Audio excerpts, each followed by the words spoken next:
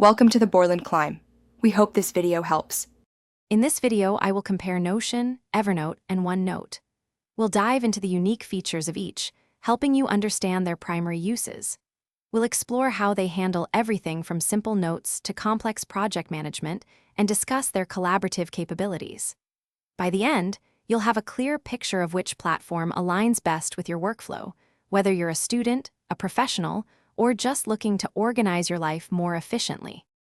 Notion stands out as a versatile all-in-one workspace. It's incredibly flexible, allowing you to build custom systems for notes, tasks, and even entire wikis. The free personal plan offers unlimited blocks, making it a powerful tool for individuals. For teams, plans begin at $8 per user per month, billed annually. Its strength lies in its customization, letting you tailor pages with over 50 different content block types to fit your exact needs. Evernote is a strong contender for capturing diverse information, from web articles to handwritten notes, and it's excellent for search. Its free plan supports 2 devices and 60 megabytes of monthly uploads. OneNote, on the other hand, provides a free and powerful digital notebook, seamlessly integrated with the Microsoft Office ecosystem.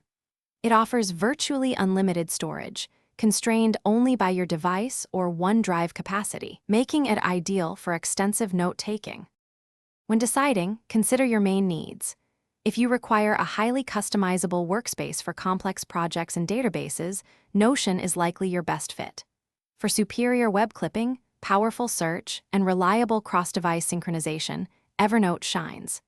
If you're deeply embedded in the Microsoft ecosystem and need a free, expansive digital notebook, OneNote is an excellent choice. Each tool offers distinct advantages, so pick the one that best complements your workflow. Thanks for watching. Consider subscribing if we helped you.